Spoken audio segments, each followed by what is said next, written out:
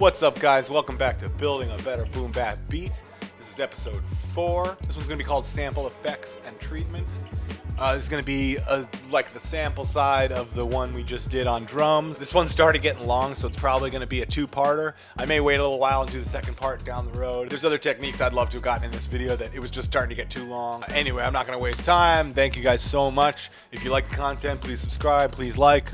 Beat that like button like it owe you money. I really appreciate you coming back. Hope it helps somebody. All right, so the album I'm working with right now is from Mr. Tatsuro Yamashita, and it's called Spacey, 1977. First, I want to show you how you can quickly make an instrument out of a stab from your sample. So right here, I've got this.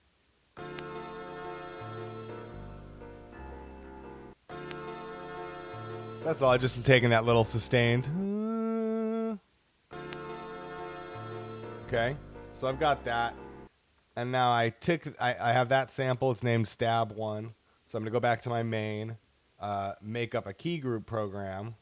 And then when I go to Menu, I'll go to Program Edit, Samples. And then on the box over here, you can double click it and you can select whichever sample you want it to.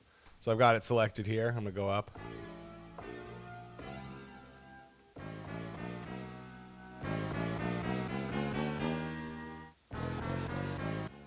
So you've got that pitched across the keyboard. And now I want to start affecting that sound to get it how I want it to sound. So first I'm going to go to Menu, Program Edit, and I'm going to look at the master.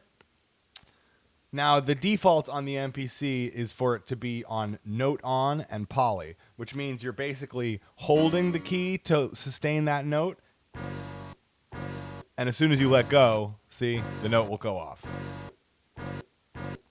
which you might want for some circumstances. Most of the time, if I'm making a full instrument out of a stab, I want to go to one shot and mono, because I don't really want more than one of those chords running at once. Now, if you were making it out of a single note and you wanted to make it an instrument and be able to play chords, you would want it to be note on and poly. So that's why the preset is note on and poly. But for this, because it's a chord, it's a range of chords, I really want it to be one shot and mono, because I don't really want more than one of those chords to play at once, or it starts to sound messy. Here, I'll show you what I mean. If you have more than one of those chords playing, it just becomes a lot of note range. And you might want that. I mean, if you have a higher and a lower one, it would be really nice, you know?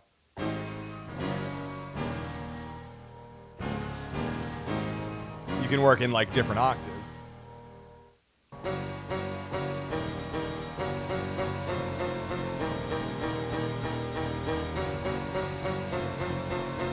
Now we sound like Now I Want to Be Your Dog.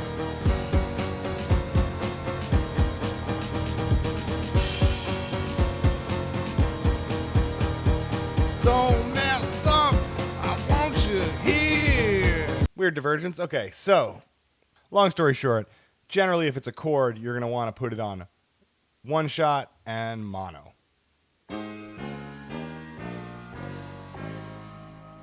Also on this key group program, I rolled my amp envelope in a little bit, if you want to hear how that sounded before. It was just a little abrasive, that kick that's mixed in there. So I rolled that off a little bit. So yeah, it's a little more gentle of an entry now. And initially it was up here. And it just was getting a little boomy in the lower registers. So I threw a little bit of a high pass on there.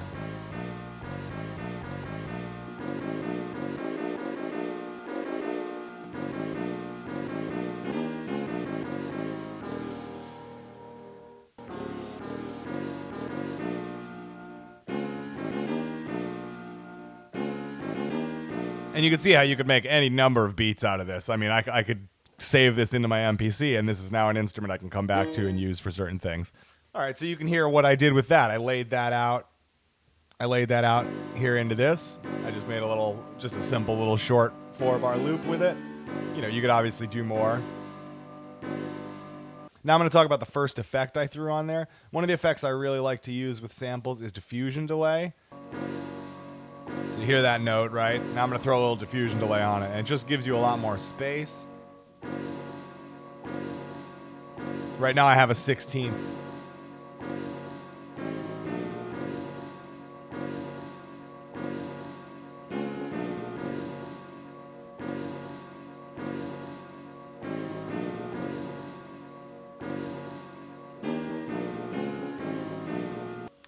So you can hear that gives it a little more room to breathe. I also threw in a little ensemble, which is another modulation I really like to use a lot. Not too heavy.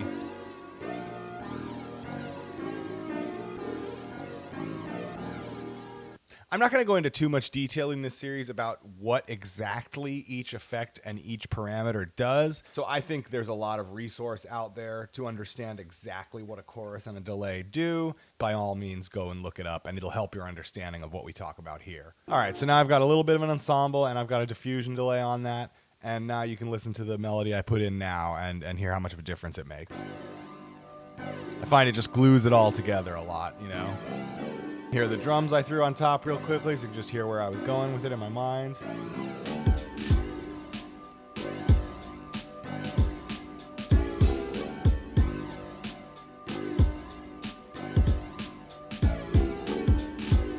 So, you know, you can see how you could take that instrument, you could make a verse and a chorus, whatever you want, you know.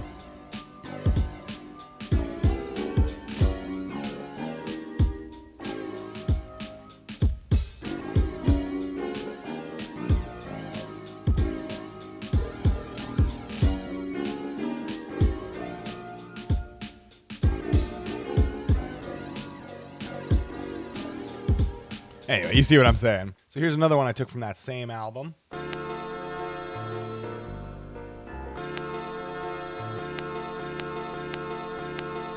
Now don't worry, we're going to filter out that little crackle.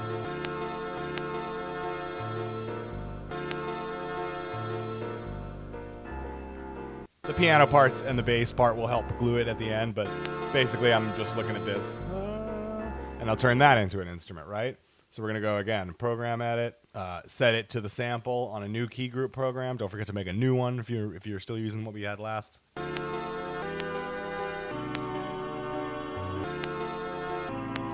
Now I want to get rid of that crackle, and I kind of want to bring it down in intensity. I'm first going to take a little bit of that hard edge off at the beginning with the amp envelope, and then I'm going to low pass this sample.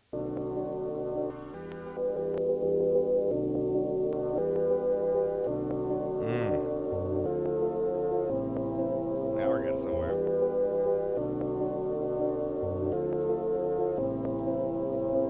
One of the best plugins on the MPC Live for dealing with samples is this Air Enhancer, where you can basically set a frequency as high, set a frequency as low, and then you can boost and lower the gain of those two frequencies that you set. So you can set like a basic range for what each of those are defined by, and then you can adjust them. So that's great for pulling out or removing different aspects of what you want in a sample. So I did a little bit of fiddling with this, so you can hear it before it is on. And now you can hear it after I took it on. I put it on. I don't know if you can hear, I just boosted that kind of mid-range to make it a little thicker. Here's without. You hear that's just a little less thick in that low mid, and now with.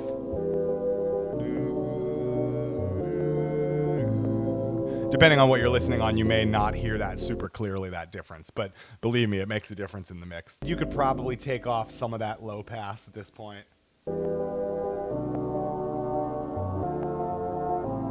Yeah, that's nice.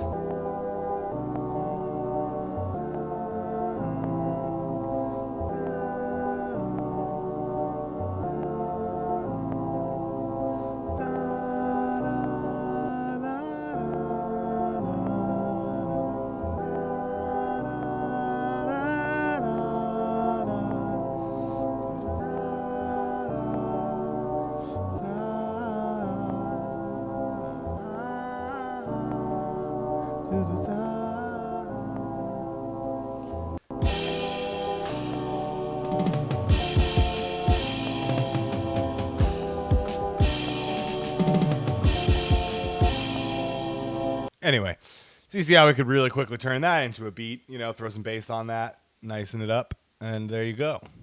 I've got this little sample I took from the same album, right?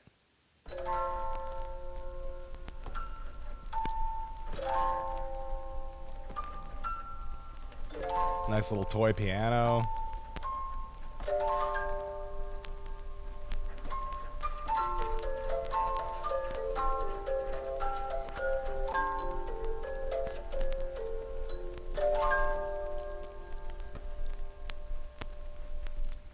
So I took that, chopped it, turned it into a program.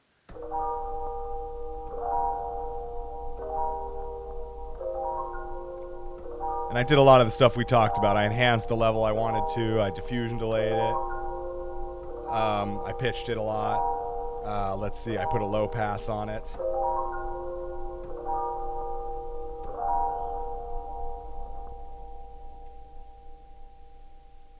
One thing I think is great if you're trying to emulate that like lo-fi vibe kind of, you know, to study to or whatever, a great thing to do is to automate your pitch LFO.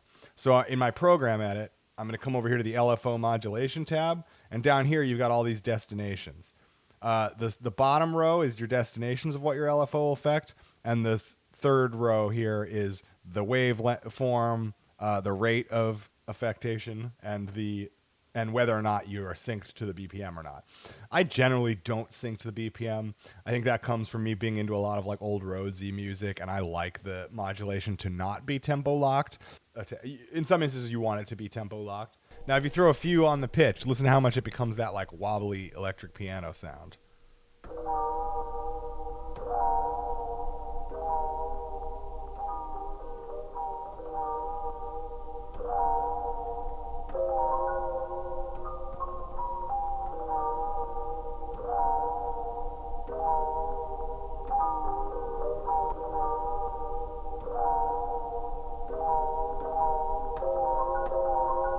I find that the LFO and modulation tab is a great place to go to give your samples that little bit of extra something that they're missing. You could also automate how the filter comes onto it or not. I don't really want to do that because with this program, I want to keep that filter where it is, so it's getting rid of too much of that crackle, because there's still plenty of crackle left, obviously. I just didn't want it to be overbearing. You could do the amp modulation if you wanted to, so let's show you what that would sound like. It would basically give it like a tremolo sound. And then with the rate, you can change that however you want. You can make it more of like a Leslie.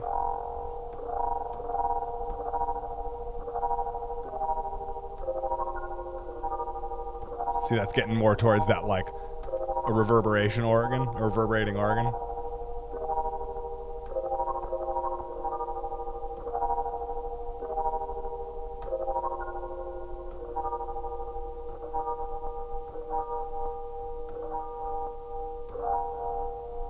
And that's more like, you know, kind of like a Gil Scott-Heron Rhodes.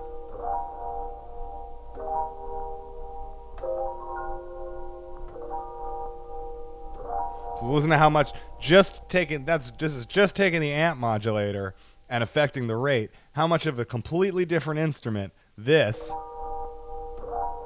and this are.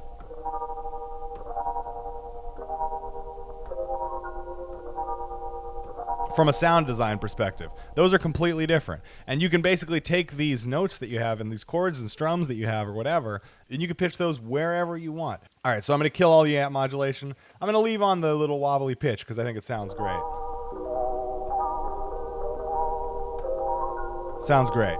You know, if you hit shift and menu, that brings up your browse. And if you go to sample assign down here, you'll see everything that's laid out on what you have open. So if I go to B, I can see that my whole bank of B is empty, correct?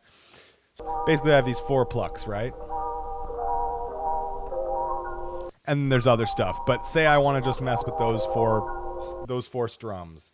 Hit pad 1, the first of them. I'm going to hit copy. And that's going to bring up my copying pad section. So I'm going to make sure that from pad is selected. Click the pad I want. See how then it's green down here? I'm going to click on the bank of pads, highlight that, and then I'm going to go to B up here and click on pad 1, 2, 3, 4 for B. And I'll show you why in a second. I'm going to put it on all 4 of those. Do it. See how they all highlighted red? do it. Now I'm going to do the same with pad 3, pad 5, and pad 7 in the next rows of 4 going up in bank B. Why would I do that, you might ask? I've got 4 in a row of the same.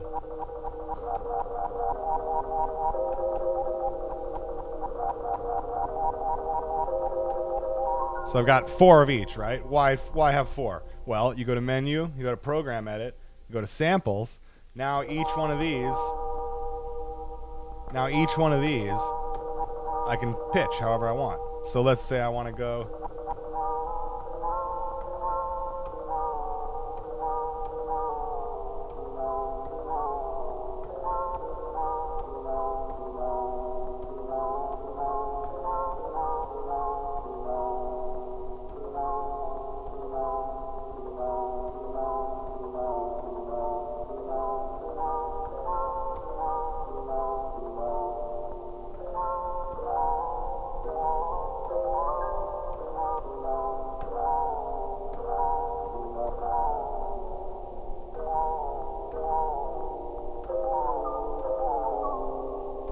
Now, the observant of you might have just noticed that I just put these in a little bit of a scale.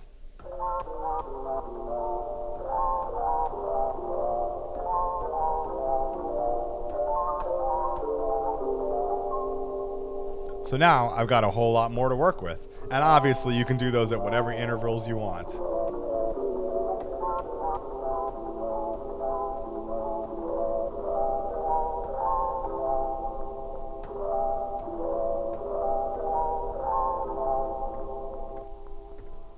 So you can see with that, you could take these 4 hits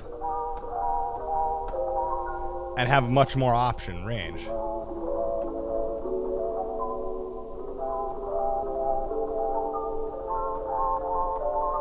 If you want to apply more than one sample to the same group, and at the same time you want to be able to change the pitches of them or stretch them across the keyboard in some form, this is a great way to do that. So now I've still got all my original one here. And those are 3 I made out of this first one. Just with pitching them differently, right? Now you can hear with the drums, it's got kind of like a chill, high-tech, you know, like Reflections Eternal kind of vibe a little bit.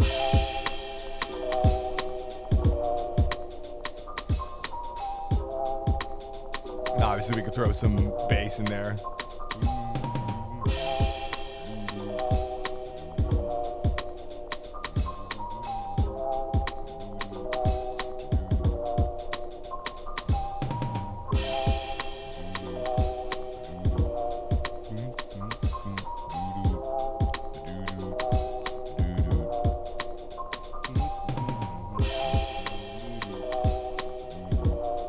You see what I'm saying? That could go somewhere really easily. All right, so for the next example, I'm just going to go back to this other one we had done earlier. That was, I believe, the second key group we made. So you can hear that. And I'm going to show you something else you could do with your samples that's kind of nice. I also really like filter gates. So once you've got everything linked up to a tempo, you kind of know the vibe you want. If you want to really change your sample, you can throw on a filter gate.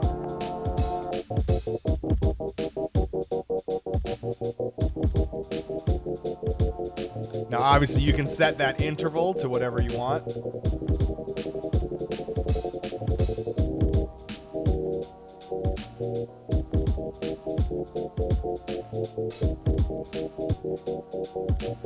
And another thing that's nice is that I really like is that you can adjust the swing of it.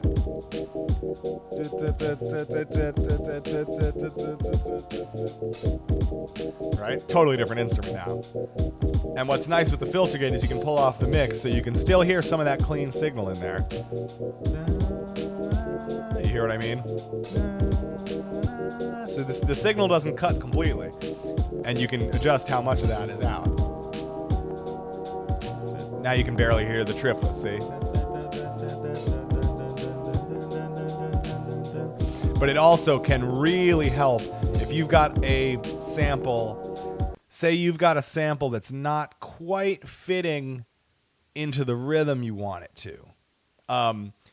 Once you've got it locked to your tempo, you can filter gate it and push it into the rhythm that you kind of want it to be. Does that make sense? You can kind of force it. So if I wanted this to be like so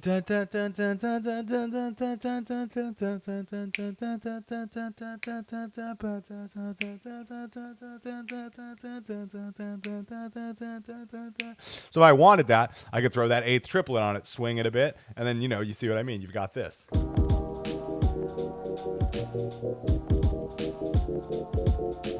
Same with the other effects. You can change all the values. You can change what kind of a filter it is, or whether it's a phaser.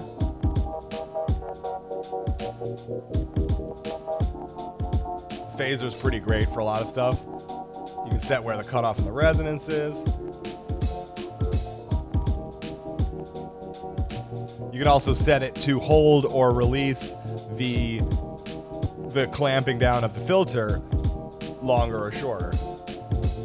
See, now it's a longer hold.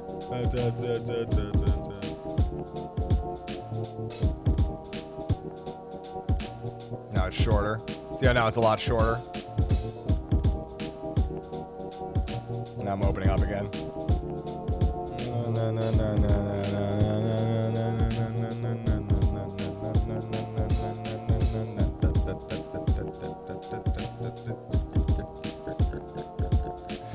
I find the filter gate can be a great way to completely change the sound of a sample so that it's kind of unrecognizable, but it's also just a good way to, as a last resort, kind of suck everything into the same rhythm, So if the rhythm of your drums and the rhythm of your sample are clashing a little bit, maybe try playing around with the filter gate. All right, so let's talk about another classic way you can disguise and change and alter your samples. Reversing. I mean, it's a pretty obvious one, and it's one that tons of guys have used in different ways or another, but I'm just going to show you quickly what it'll do. So I've got this one sustained singing chord, and I'm going to go to process. I'm in sample edit. I'm going to go to process, reverse. Pretty simple.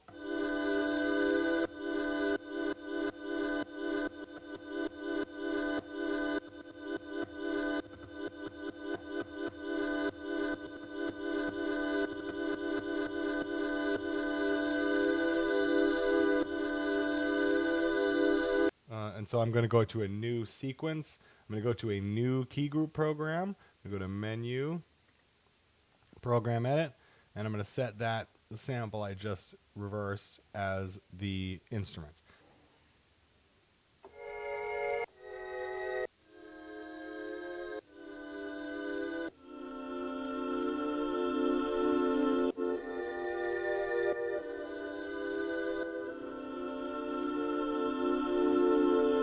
So you can see how now we've got a cool little instrument out of that. Now, obviously, that's just a vocal part, and it has a lot bigger effect on full band stuff, instrument stuff. Try it with a bunch of different things. Sometimes it's fun to chop up an entire program and then reverse every single chop and see what you get out of it, I don't honestly use reversing that much, but it is one of the techniques that was used heavily back in the day. I think, honestly, with the new technology, with having diffusion delay on board, having like ducking and stuff like that on board, makes a lot of the things that they would use that for kind of irrelevant. But as a style choice and as a cool sound, it's certainly very cool. And when you have a lot of instruments in the mix, it can start to sound real cool and like slippy dippy.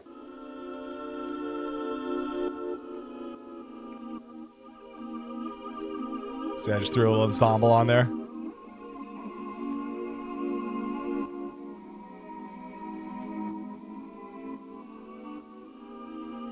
Now, if you feel like that's taking too long to start, you can always come to your sample edit. Like I was just feeling like it was taking a little too long to get to full volume. So you can come to your sample edit and roll in that start a little bit.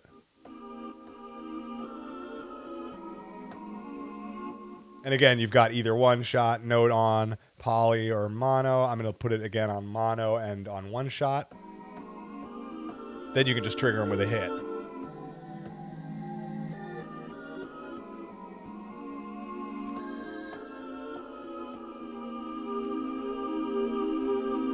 Go back to the LFO.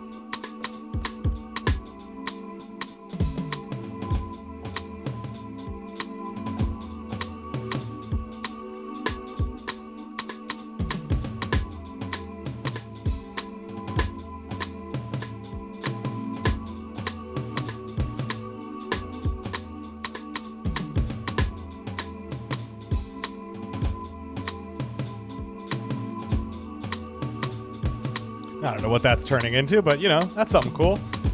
That's talking a little bit about reversing your samples. I did it in a pretty subtle way on that one. But if you do it on something with a lot more instruments, let's see, I'll give you an example.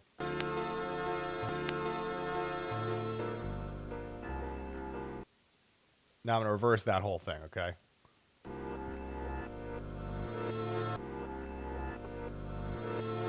See what I mean? If there's some instruments in there, it really gives it this like alien space sound. I think that pretty much wraps it up for this episode. This episode's getting kind of long, so I will do a second part to this down the road here. But there's a few other things I want to touch on before we get there. I really appreciate you guys coming back for another episode. Should have a new one up soon. If you're digging the content, like and subscribe and all that jazz. You guys have been overwhelmingly positive. Thank you. Thank you all. Everybody be safe. And as always, be good to each other.